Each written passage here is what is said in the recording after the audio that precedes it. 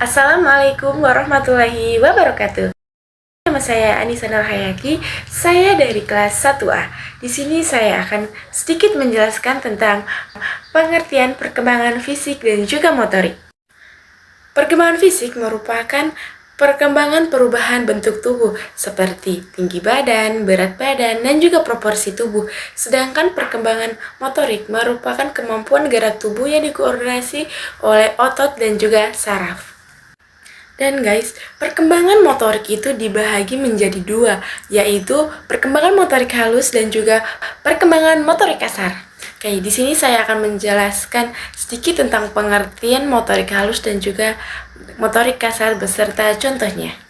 Perkembangan motorik halus adalah kemampuan seorang anak menggunakan otot-otot kecilnya seperti jari dan juga tangan. Contohnya seperti menulis, menggambar, dan juga meruncing. Nah, biasanya di usia 0-1 tahun, anak diajarkan untuk menggenggam dan juga meraih benda-benda yang ada sekitarnya.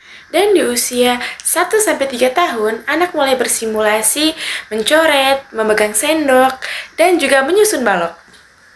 Dan di usia 3-4 tahun, anak mulai bersimulasi, menggambar, dan juga melipat kertas.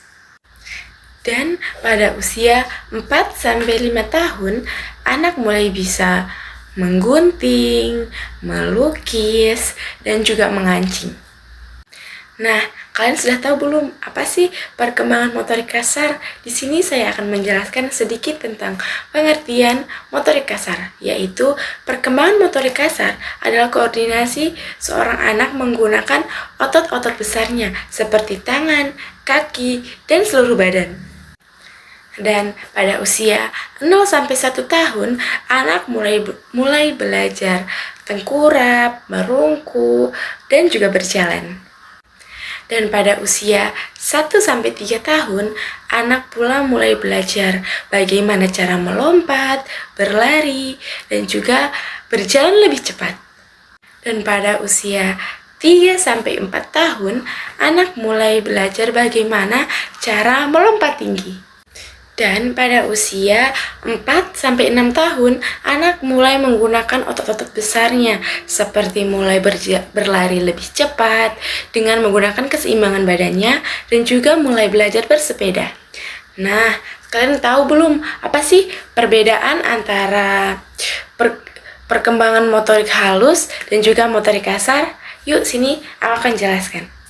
Jadi, perbedaannya adalah perkembangan motorik halus itu anak mulai menggunakan otot-otot kecilnya seperti jari-jari dan juga tangan. Dan sedangkan perkembangan motorik kasar, anak mulai menggunakan otot-otot besarnya seperti tangan, kaki yang sudah menggunakan tenaga lebih besar. Adapun beberapa penghambat perkembangan fisik dan motorik yaitu tentang gizi, lingkungan, kesehatan, dan juga psikologis. Sekian video tentang perkembangan motorik dan juga fisik anak dari saya. Lebih dan kurangnya saya mohon maaf. Wabillahi taufiq wal hidayah. Wassalamualaikum warahmatullahi wabarakatuh.